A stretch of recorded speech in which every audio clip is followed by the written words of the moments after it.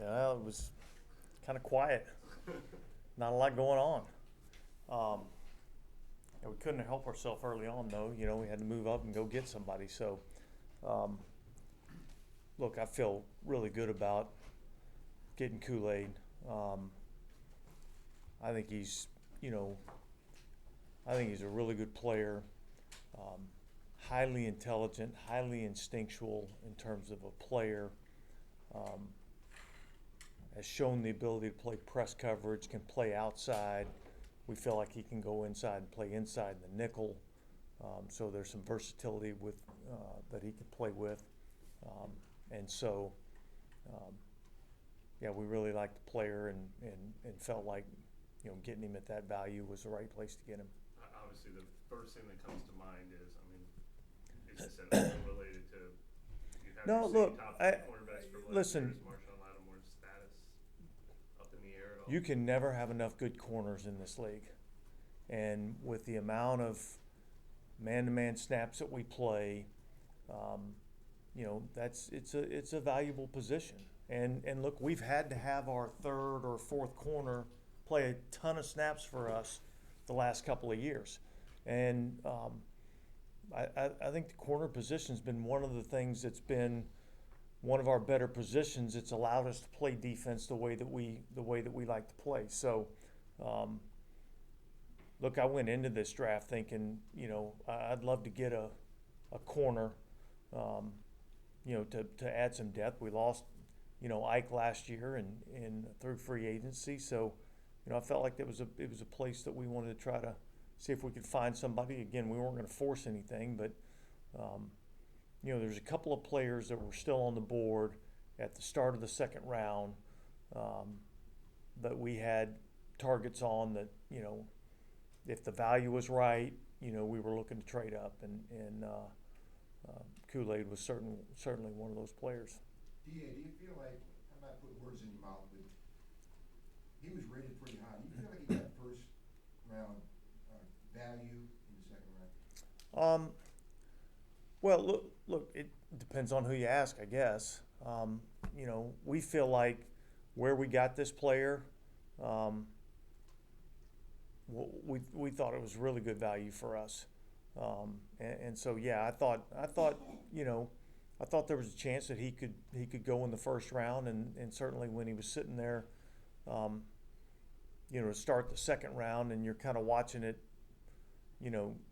the way the draft was going, and I felt like kind of the top half of that second round, you started to see some defensive tackles going off the board. You saw some corners going off the board. So early on in that, you just saw it was. Yesterday seemed like there was a lot of offensive guys obviously going off early in the draft, and I think the first part of the second round, there was a little bit more, defensive players going off. He plays more on the outside, obviously. What are the traits that you see that make you think that he could be possibly a slot guy if needed? Well, look, I think when you watch him play and you talk to the staff there, you see a highly intelligent and a highly instinctive football player. You see a guy that has the ability to fit in the run game and play physically. And so when you have somebody that's got the skill set, the coverage skills like he does on the outside, and then you combine that with the instincts and the intelligence, and you see the willingness in the run game and the physicality, that makes me think that he can play inside, even though and I think Coach Saban would say he could play inside. Do you think he'll start? Do you think he'll start him in camp at inside or probably outside first? Or? No, he'll play both. He'll train at both. So when we kind of look at these nickel positions, I kind of look at it as, hey, look, he's an outside corner that slides inside and plays, in the nickel. You kind of got to give him a home, and so I think from a corner's perspective, you kind of always got to look at him as starting outside and then moving inside. Dennis, I haven't watched a ton of him yet, but like the first couple scouting reports I said, both said something to the effect of he's a lot more. He's not super aggressive in attacking. He's more like controlled and almost like plays it intelligent instead of gambling kind of. I mean, does that sound accurate? And is there something to a style that you see? Well, so he plays a ton of press man, and so when you think of attacking or whatever, you kind of think of the guy that's going to sit off, eyes on the quarterback, jump a route, those types of things. Well, he's not in those positions very often because more times than not, he's up in press coverage, and there's a lot of times he's playing, ultimately with his back to the ball. But there again, there's another aspect that I like in that, there's not a lot of panic in his game down the field, and he can play the ball, with his back to the ball and the ball above his head. I mean, I think those are things that he does well. Yeah, how do you see that kind of composure play out in his game? Well, look, I mean, I'm not sure I totally understand the question. I mean, he's a really smooth athlete. He doesn't panic. He's got confidence in himself and his ball skills to be able to play the football, and so there's a return value to this player. It's something that he has done. So there's just a lot of things that I think he does really well. I think he's just a really good football player, and he's a tool that I think we'll be able to utilize in a lot of different ways. Dennis, was cornerback a position you guys were targeting, or was he just a guy that you really liked? Yeah, well, look, I think we go into most drafts looking to see if we can add a corner. I don't think you can ever have too many of those guys. As I was saying a little bit earlier, look, our third and fourth and fifth corners really have played a lot of snaps for us the last couple of years, and the way that we play, it's a valuable position to us. It's something that we really we value a lot, and so. But yet, I didn't feel like we needed to force a pick. But I felt like there was a player there that we really liked, that I wasn't sure was going to be there. And as he kept kind of sliding down the board a little bit, we had enough ammunition to go get him. At what point did he become realistic? Like, at what point did you really start saying, let's go get him? Was it 35, 37? Yeah, I think... Look, for the value, I don't remember the exact number, but I think that number was probably somewhere around 36, 38, somewhere in there, where we felt like, okay, we got a chance maybe to, try to move up. I mean, I think we had contact with, a handful of teams, and we were finally able to make a deal that made sense, and we were able to go up and get him. Did the run on receivers influence that at all too?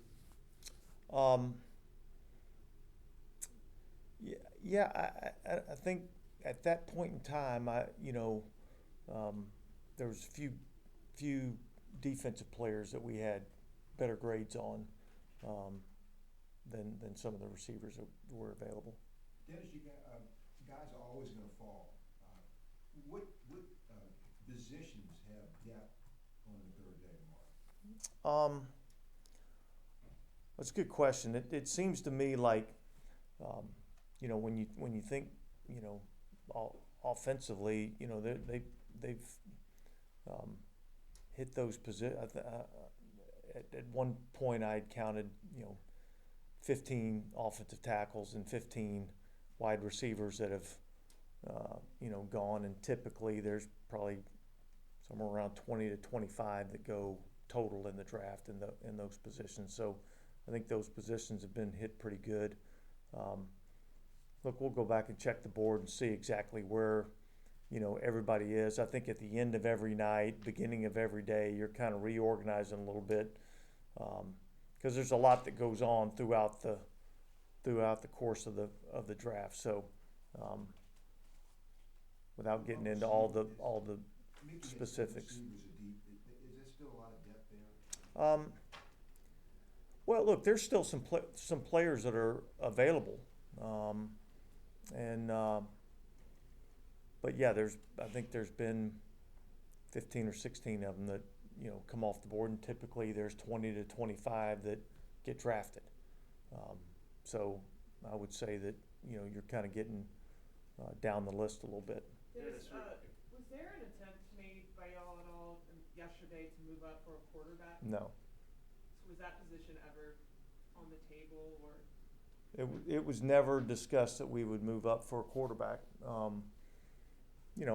I think anytime if there's a quarterback that you think has a chance to be, your future quarterback, then I think it's always something that you're going to consider. But I'd heard that report. It was brought to my attention last night, but there was zero effort on our part to move up for a quarterback.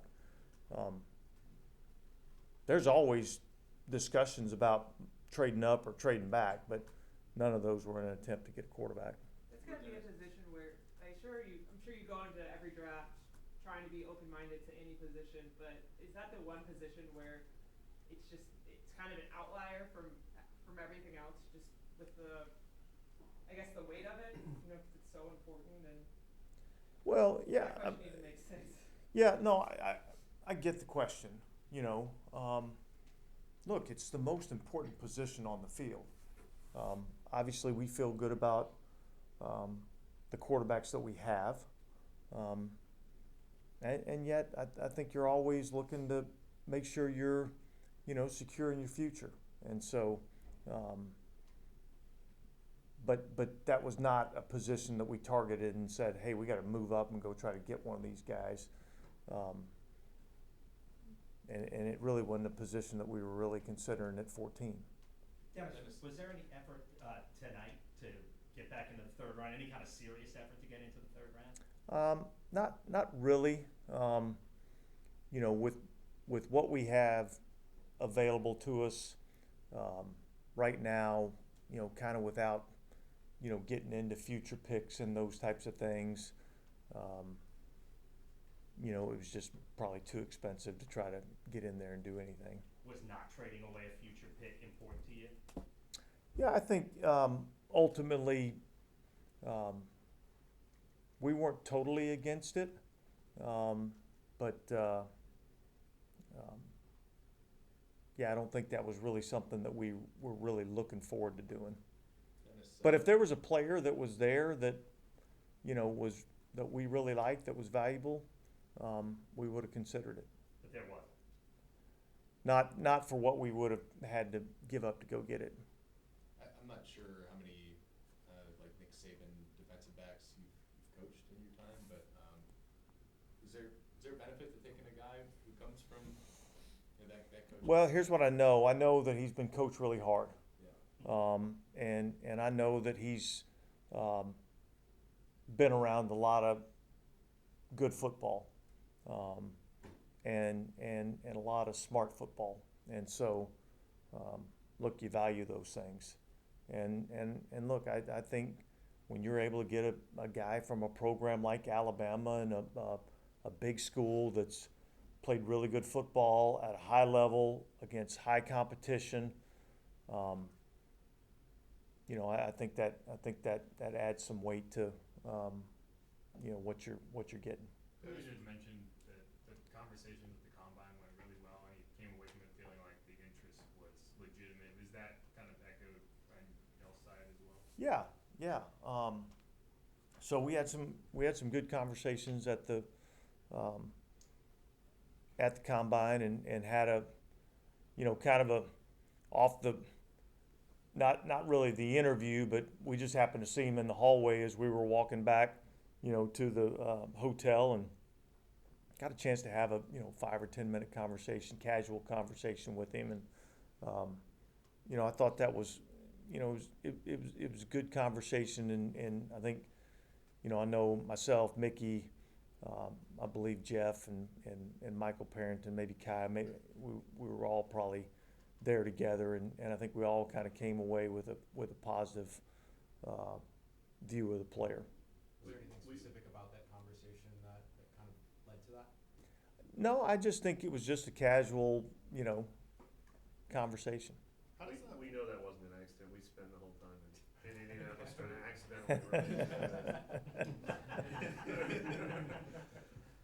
I was just trying to make it to the hotel. That's what I'm gonna say next time. Yeah. How does that work though? Do you like introduce yourselves? Like, does he know who you guys are? We actually had met with him, I think, earlier that night, so we kind of knew he knew who we were and we knew who he was. Regardless of this pick, where do things stand with Marshon Lattimore? Have you guys talked? I mean, does he seem on board? No, I haven't talked to him in a while. Look, I know he had a conversation with Matt Ray the other day about some. He's not in the building now, but he had a conversation with Matt Ray about sending him some workout stuff, and that's never been something that you really worried too much about him. He's usually come back in pretty good shape. And look, quite honestly, last year in the training camp, I thought he had one of his better training camps. So, look, Marshon's part of our team. He's been a valuable part of our team, and we're looking forward to him being a part of our team. Has anyone else not made it to the building yet for the start of the offseason? Yeah, there's a handful of guys that haven't been here for various reasons. Some personal choice, some